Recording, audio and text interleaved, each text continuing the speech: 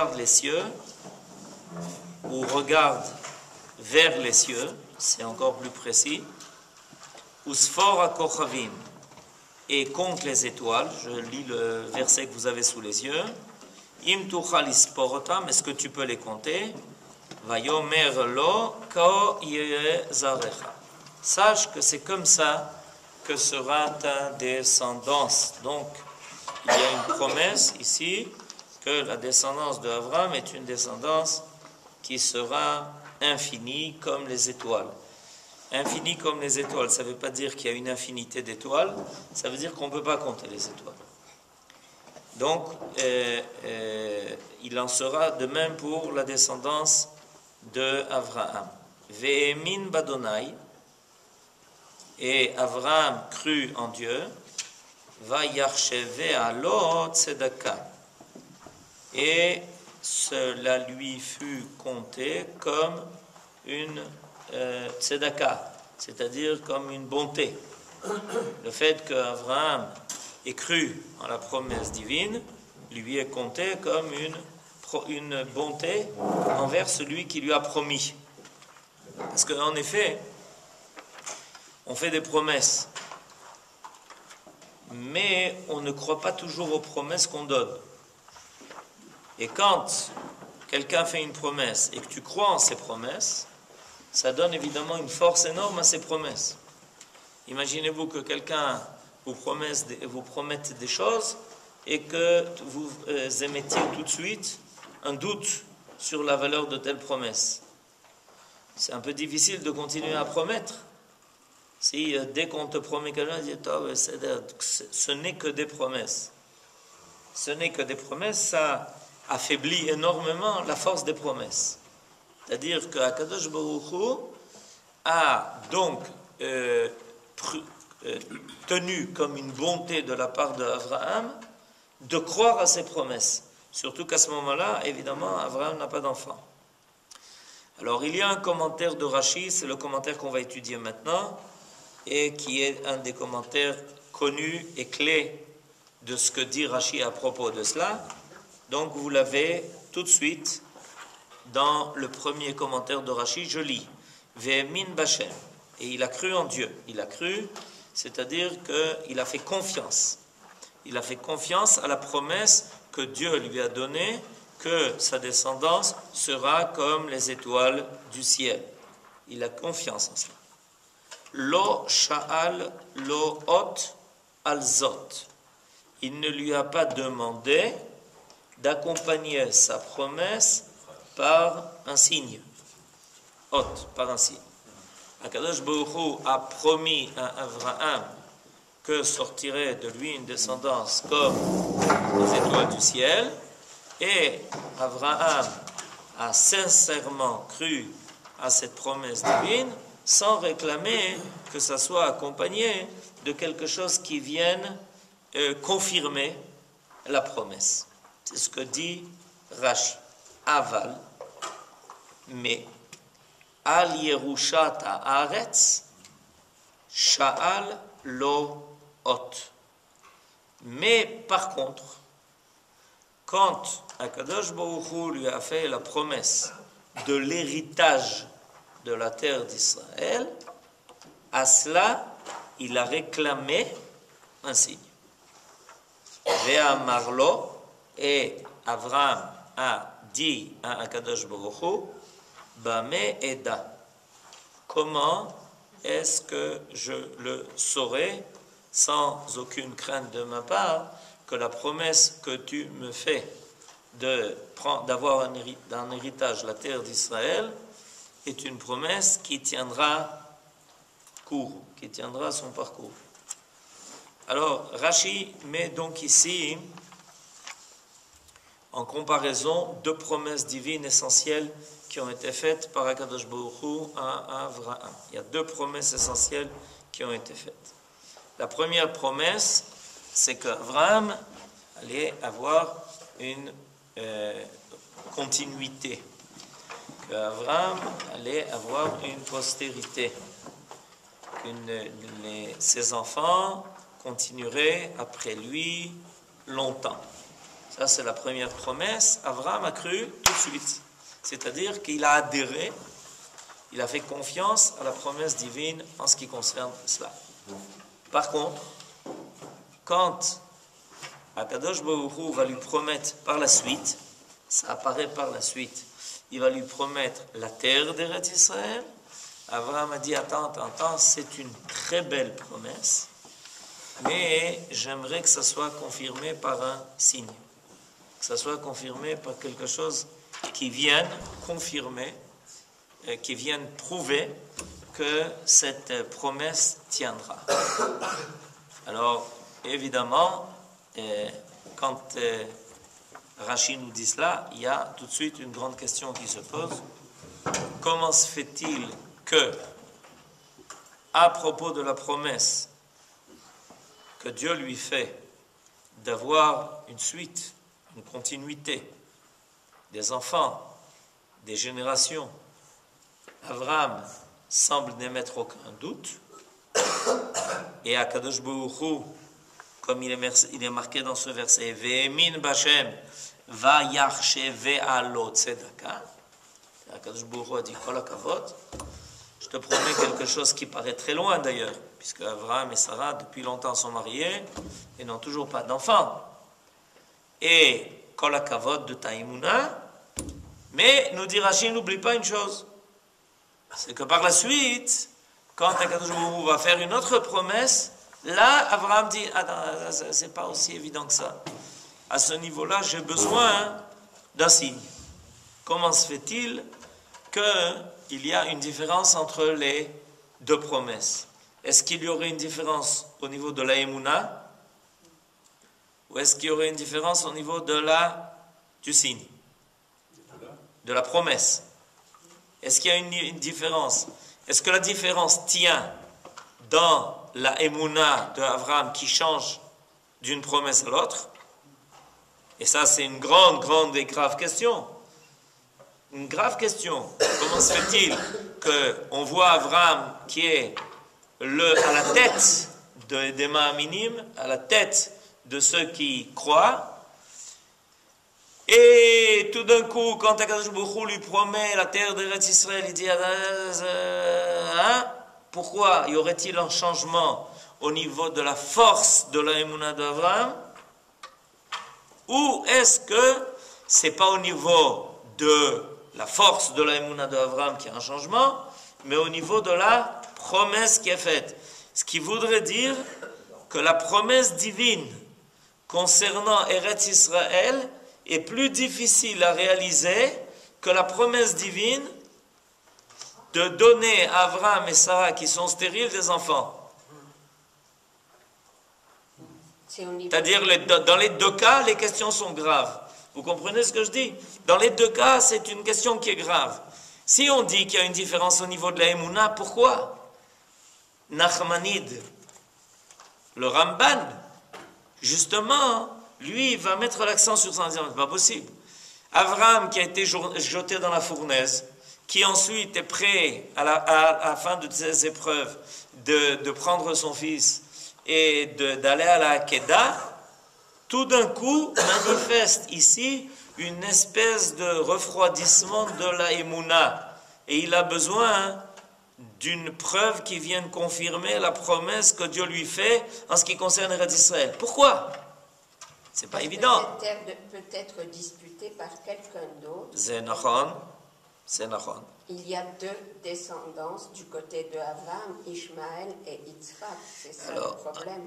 Alors, Nachmanide va un peu dans ce sens en disant que la promesse qui est faite à Abraham au niveau de la postérité ne dépend de personne d'autre. Kadosh Baruch Hu lui dit, sache une chose, bien que tu sois âgé, que Sarah est âgée, on peut changer les choses et on peut faire que tu aies quand même une postérité, que je ferai de toi un grand peuple qui te continuera. Ça ne dépend que de toi. Et puisque ça ne dépend que de toi, alors moi, à Kadosh Baruch Hu, je peux faire qu'il y ait des changements à ton niveau pour que ça apparaisse. Par contre, la promesse concernant Eretz Israël est une promesse qui fait intervenir d'autres acteurs. Pourquoi? Je dis en deux mots quelle est l'équation que Nachmanide met en place en disant, attends, mais pour que Abraham et sa postérité héritent d'Eretz Israël, il faut que ceux qui sont en Eretz Israël déméritent d'Eretz Israël. Ben oui. Si c'est occupé, si Eretz Israël est occupé par les Knaanim, par les peuples de Knaan, pour que Eretz Israël revienne à Israël, c'est-à-dire que pour ce peuple puisse prendre possession de cette terre, il faut que ceux qui soient là n'aient plus droit à cette terre. Sinon, ça ne peut pas marcher. Ça, Abraham, il le savait, puisqu'il ne voulait pas des... Pardon? Abraham, il le savait, puisqu'il ne voulait pas pour son fils des filles... Il le savait très bien. Mais Abraham pose exactement cette question, d'après Nachmanide. La question de Abraham est la suivante. En disant à Kadosh Baruch Hu, mais ça ne dépend pas que de moi. Ce qui dépend de moi, dépend de moi. Mais là, la promesse que tu me fais dépend aussi des autres. Et si par hasard, dit Nachmanide, les Knaanim font tchouva. Problème. Alors là, ça devient un grand problème. L'équation devient très difficile à résoudre. Parce que si par hasard les Knaanim font tchouva, alors il n'y a aucune raison de leur faire quitter ce pays. Et alors comment on fait rentrer la descendance d'Abraham sur ce pays? À partir du moment où ça ne dépend plus que de toi, à partir du moment où les choses dépendent d'autrui, c'est une équation qui est beaucoup plus difficile à résoudre que celle qui ne dépend que de toi. Gabriel. Les Cananéens avaient conquis ce pays des descendants de Shem. Donc, ça veut dire que...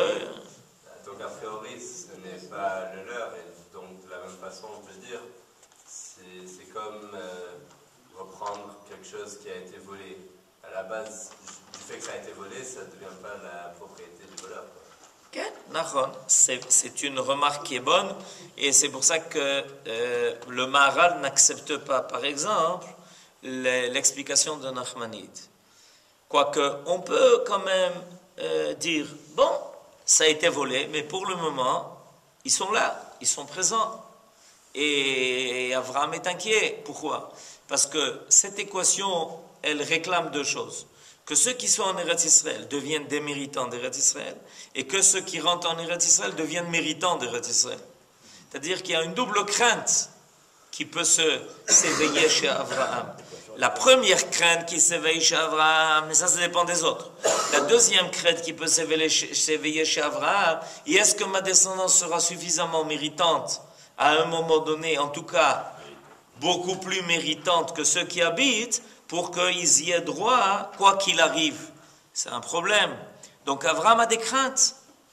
C'est ça qui peut expliquer pourquoi tout d'un coup, c'est pas au niveau de la foi de Abraham que les choses changent, parce que ça serait quand même surprenant. Que c'est exactement dans 2 versets plus tard qu'on va trouver cette promesse qui est faite à Abraham concernant Eretz Israël. Alors, d'un verset à l'autre, tout d'un coup, la foi d'Abraham change. C'est un peu difficile à dire. Mais, il faut quand même le constater, que quand Akadosh Baruch Hu promet à Abraham une descendance, Ve'emin Bashem, Yofi. Et quand il arrive à Eretz Israël, à Rakrega, Bema et Da. Donc, c'est ça qu'il faut comprendre. Il faut essayer de vérifier à quel niveau ça se passe. La promesse d'avoir un enfant, ça sera du vécu d'Abraham. La promesse d'occuper la terre, ça ne dépend plus d'Abraham, ça le dépasse. C'est quelque chose qui soit dans les années à venir, dans les 1000 ans, peut-être 2000 ans, il ne sait pas quand ça va être. Alors ça lui échappe à Abraham. Ça ne dépend plus d'eux, il ne verra pas ça. Ça lui échappe. Ok. Et ce que Gabriel est en train de dire, il rajoute un élément qui est important, c'est qu'Abraham dit, je peux être responsable de moi-même, mais est-ce que je peux être responsable de mes enfants dans 1000 ans, 2000 ans, 3000 ans? Et ce que Abraham attend donc, et alors qu'est-ce qu'il attend de Akadosh Baruch Hu? Gabriel, qu'est-ce qu'il attend de Akadosh Baruch Hu? si, ma shata omer nachon, c'est-à-dire que ce qui va arriver au niveau de la descendance d'Abraham ne dépend pas d'Abraham. Ok? Alors qu'est-ce qu'il attend de Akadosh Baruch Hu à propos de la promesse concernant Eretz Israël? Qu'est-ce qu'il attend? Qu'il décide, lui. Mais il ne peut pas décider. Il ne peut pas décider pour sa promesse, pour sa descendance, si elle sera méritante de hériter d'Eretz Israël. Il peut décider pour lui. Alors qu'est-ce qu'il attend de Akadosh Baruch Hu? C'est ça la vérité. C'est la question qui se pose. Alors qu'est-ce que tu attends? Si tu demandes un hôte, si tu demandes un siman, c'est ce que Rashi nous dit. Rashi nous dit que, en ce qui concerne maintenant la promesse d'Eretz Israël, Abraham a dit, quand tu m'as promis d'avoir une descendance, je t'ai cru, en baya. J'ai besoin d'un siman. Mais un siman que quoi? Que sa descendance sera méritante?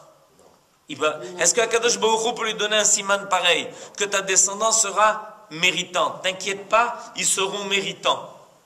Ça dépend pas et ça dépend du libre arbitre de ce que vont faire ses enfants.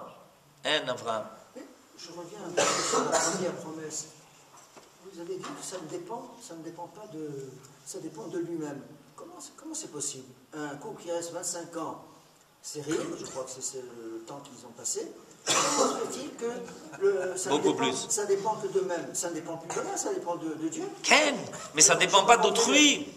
Mais ça ne dépend pas d'autrui. À partir du moment où Akadosh Baruch Hu... Dieu peut aussi bien dans un cas que dans un autre, il peut faire changer les événements. Ok, c'est une remarque intéressante ce que vous dites. Mais je vais quand même rappeler quelle est la différence entre les deux. Quand on parle de donner des enfants à Abraham et Sarah, on peut dire que ça dépend d'Abraham et de Sarah dans leur mérite. Ça dépend de leur mérite à eux. Il s'agit d'eux qui est en... S'ils deviennent suffisamment méritants devant Akadosh Baruch Hu, Akadosh Baruch Hu dit Tov neshane et amazal shelachem.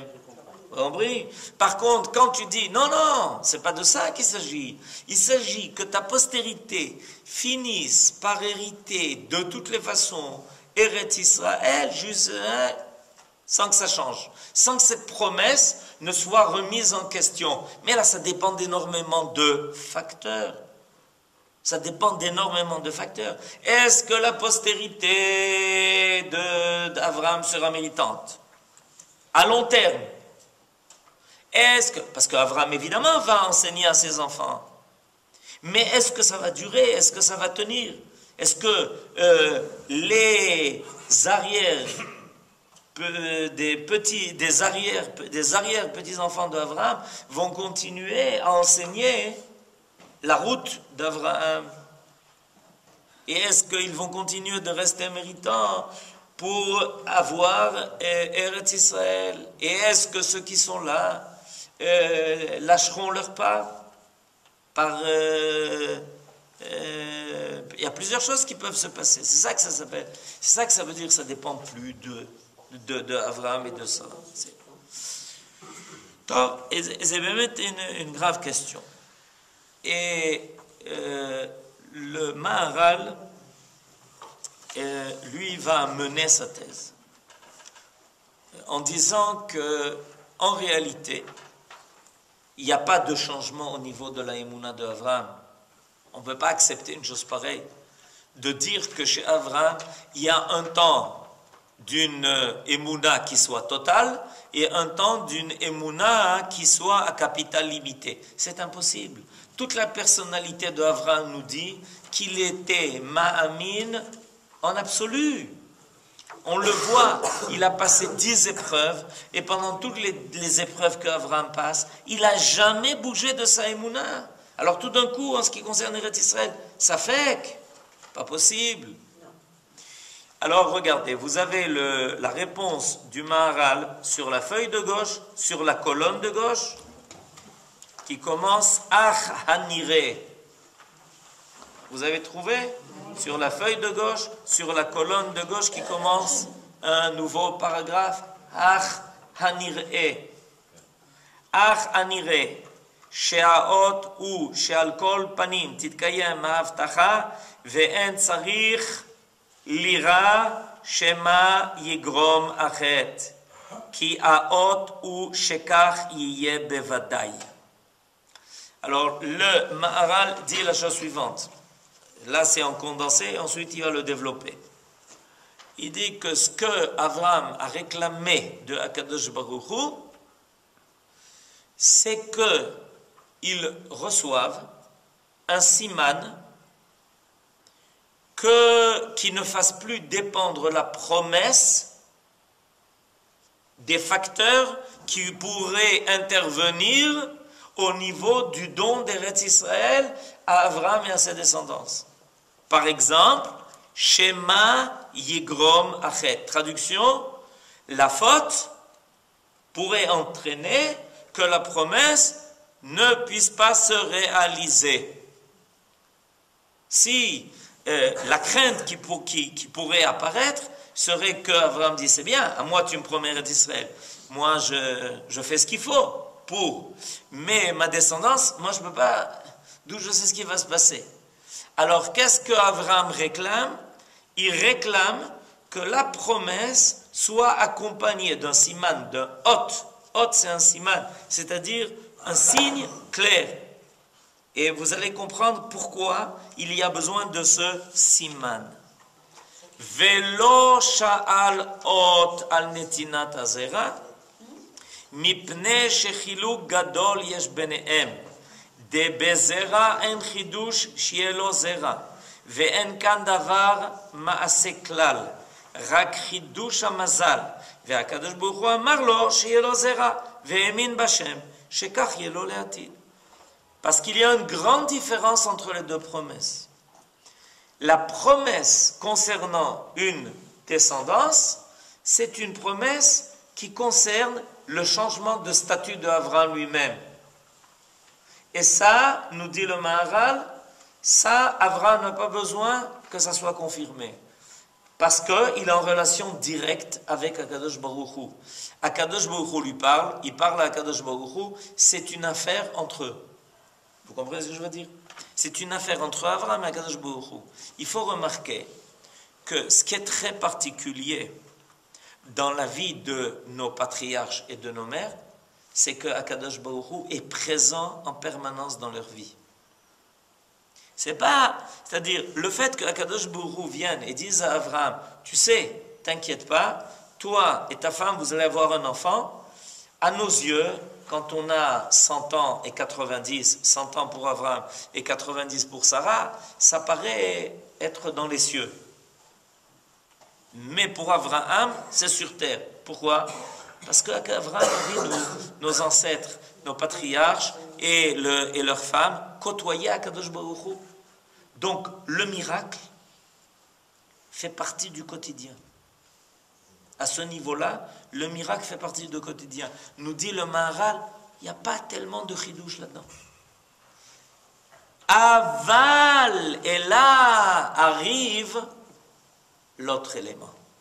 Aval benetinat haaretz. Mais en ce qui concerne le don de la terre, le don d'Eretz Israël à Abraham et à sa postérité, Deu Maaseh, שהקדוש ברוך הוא יבטיח אותו שייתן מתנה כזאת לבניו.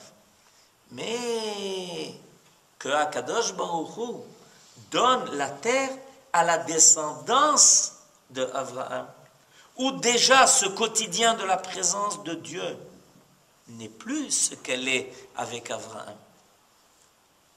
C'est une promesse à long terme. C'est une promesse qui doit accompagner maintenant l'histoire d'Israël pendant 4000 ans. C'est pas Abraham rencontre Akadosh Baruch Hu et Akadosh Baruch Hu lui dit tu vas avoir un fils. Au niveau d'Abraham, il n'y a pas tellement de surprises. Akadosh Baruch Hu est avec lui. Ils se rencontrent régulièrement, si j'ose dire. Mais là, Akadosh Baruch Hu dit je donnerai cette terre, et je donnerai cette terre, et je redonnerai cette terre, et je redonnerai cette terre à ta descendance jusqu'à la fin des temps. Même quand ils en sortent, même quand ils sont pas là pendant 2000 ans, cette terre sera à nouveau donnée à ta postérité. Vesavour aya, Shema lo yavo amase al kol panim. Ela al tnai iftirach lo. Et là, Abraham est en droit de penser que la promesse de Dieu n'est pas donnée inconditionnellement. Elle est donnée sous des conditions. Il faut que les conditions se remplissent pour cela. Et c'est la crainte d'Abraham. Ki kol ma'aseh, kol zman shelo yatsa lafoal, yachol leishtanot. Il y a ici quelque chose de très intéressant qui est dit par le Maharal. Tout acte, tant qu'il n'a pas été réalisé, peut changer. C'est-à-dire que Akadosh Baruch Hu, ben qui fait une promesse. Et ça dépend déjà d'un acte. En plus, ça, c'est un acte qui doit se renouveler. Pourquoi? Même aujourd'hui, a posteriori, on sait pourquoi. C'est un acte qui doit se renouveler. On est rentré avec Yehoshua. Mais avant de rentrer avec Yehoshua, par hasard, les explorateurs nous ont laissé 40 ans dans le désert. Ce qui devait se réaliser avec la sortie d'Égypte, c'est déjà retardé de 40 ans. Aïe, aïe, aïe. C'est pas aussi simple que ça. Nous, on était sortis d'Égypte pour rentrer en Eretz Israël. Tout d'un coup, les explorateurs disent non, ma pitam, qu'est-ce qu'on va rentrer en Eretz Israël? C'est de la folie de faire son alia. 40 ans dans le désert. Ok. On rentre avec Yehoshua. Et au bout de 850 ans, en dehors. Ok, on repart. On est en Babylonie. Ezra et Nehemia disent on revient. Combien? Un peu plus de 40 000 personnes acceptent de monter sur l'Exodus pour revenir en Eretz Israël. Ok, on est reparti pour 420 ans. Au bout de 420 ans, destruction du temple, on repart en exil, cette fois-ci pour 2000 ans. Ce maassé de donner la terre d'Israël au peuple, à la descendance de Abraham, c'est un maassé qui doit se renouveler. C'est un maassé qui demande une étina. Pour nous, c'est de l'évidence. C'est pas de l'évidence, pourquoi? Parce qu'il y a énormément de choses qui changent au milieu. Nous, on change. Les peuples qui sont là changent. Il y a énormément de conditions qui doivent être en place pour que ça puisse se réaliser. On le remarque. On voit combien c'est difficile. Qu'est-ce qu'Abraham dit à Kadosh Baruch Hu? Il lui dit la chose suivante. Ribonon shel olam, tu me fais une promesse extraordinaire de recevoir ta terre. C'est comme ça que Eretz Israël s'appelle. Elle s'appelle Eretz Hashem. La terre sur laquelle les yeux de Dieu se tournent vers laquelle les yeux divins se tournent en permanence. Donc c'est sa terre. C'est sous sa ashgacha, c'est sous sa providence. Mais Akadosh Baruch Hu, moi Avraham, qui comprend un peu l'histoire, c'est que ça dépend d'énormément de choses. Alors je veux que tu fasses quelque chose de très particulier. C'est ce que le Maharal va nous enseigner. Je veux que tu accompagnes cette promesse de quelque chose de réel, concret maintenant, qui fait que cette promesse, c'est comme si elle était déjà réalisée. Quand on parle de promesse, on parle toujours d'un futur. Je te promets que, c'est-à-dire dans le présent, il n'y a rien. Simplement, on travaille au niveau de la promesse.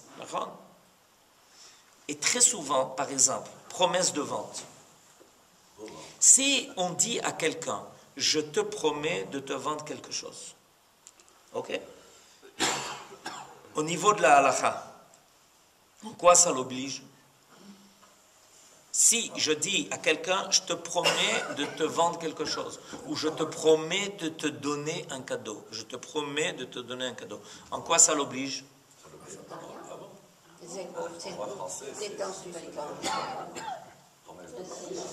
Le seul problème, il est au niveau de la parole. C'est-à-dire qu'un homme, c'est ça qu'on lui reproche. On lui reproche de gaspiller sa parole pour dire quelque chose qui ne tient pas. Alors on dit, tu n'es pas quelqu'un de sérieux. Tu dis une chose, mais tu ne le fais pas. Mais au niveau de la halakha, on ne peut pas obliger quelqu'un qui a promis de donner un cadeau ou qui a promis de vendre, on ne peut pas l'obliger à réaliser. Pour l'obliger à réaliser, il faut que cette promesse soit accompagnée d'un acte. Par exemple, tu lui serres la main. Par exemple, je ne sais pas si vous avez vu, dans un mariage, on demande au khatan de prendre un mouchoir comme ça, ça s'appelle kinyan. Tant qu'il n'y a pas un acte concret qui accompagne la promesse de don ou la promesse de vente, on ne peut pas, sauf, je mets quand même une grande majuscule, sauf quand on fait une promesse pour le Kodesh. C'est-à-dire si quelqu'un dit, s'il fait un neder de donner 1000 shekels à la tzedaka, zéro. Par contre là, il est obligé, même sans acte. Au niveau du Kodesh, il est obligé même sans acte. Mais au niveau du Chol, s'il fait une promesse de don, de donner à quelqu'un, et qu'ensuite il dit, je n'ai pas envie de donner. Mais tu as promis à Yaakov, tu lui donneras 1000 shekels. J'ai promis, zéro. C'est l'obécéder, je ne suis pas obligé. Il a raison, il n'est pas obligé. Alors qu'est-ce que Akadosh Baruch Hu, d'après le Maharal, réclame de... Qu'est-ce que Avram, demande selon le Maharal à Akadosh Baruch Hu? Il dit, regarde, cette promesse-là de donner à ma descendance, à Israël, c'est une promesse qui est énorme. Parce qu'elle doit accompagner maintenant l'histoire de mes enfants jusqu'à la fin des temps. Et au milieu, regarde combien de choses vont arriver. Akadosh Baruch Hu a tout montré à Avram. Alors je veux que tu accompagnes cette promesse d'un acte qui fait que tout se passe comme si la promesse est déjà réalisée. Et c'est pour ça que l'on va trouver que dans la vie de Avram, il n'arrête pas de parcourir Eretz Israël, de long en large. Toute la journée, il est en Tioul. Alors, Venasoa, Anekba, les Orka ou les Rohba. Il va, il a parcours, il va, il revient, il va, et à chaque fois, il s'arrête. Et à chaque fois qu'il s'arrête quelque part, les commentateurs disent, fais attention, regarde où il s'est arrêté, c'est pas pour rien.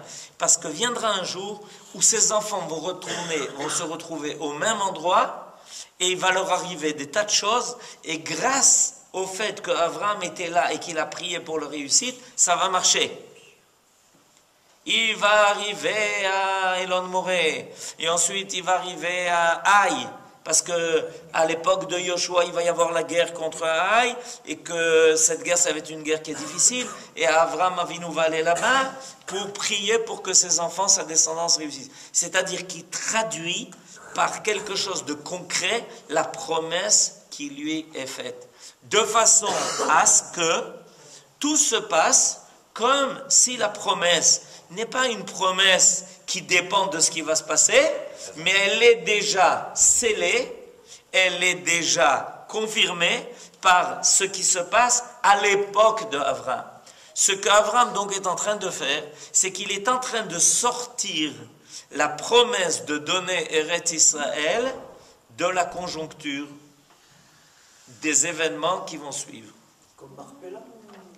Comme par exemple, Marpella, Yafé Be'od.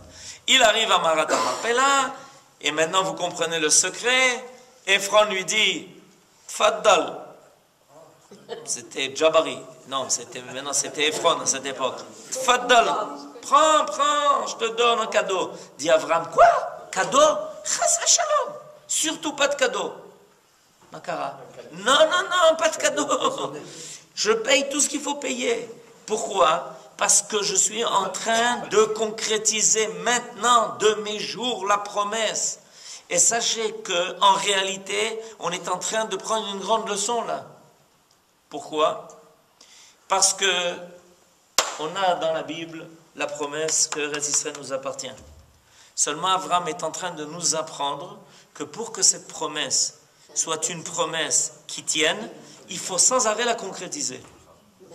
Et tout acte qui concrétise la présence du peuple d'Israël sur sa terre ne fait que confirmer la promesse qui a été donnée. Plus on a d'actes, moi j'ai jamais, et je ne sais pas si vous vous rappelez de l'époque où vous étiez à l'école, moi je me rappelle que quand j'étais à l'école, on ne m'a jamais fait faire un tioul pour voir ni la Normandie ni la Bretagne. Vous remarquez ça? Ok. Par contre, en Eretz Israël, depuis la Kita Aleph, Tioulim. Toute la journée, il y a des Tioulim. Makara, le peuple revient sur sa terre et il comprend que pour que la promesse, qui est une promesse qui est consignée dans la Bible, dans les prophéties, partout où vous voulez, pour que cette promesse tienne, il faut qu'elle se concrétise. Et ça dépend de chacun. Shabbat Shalom.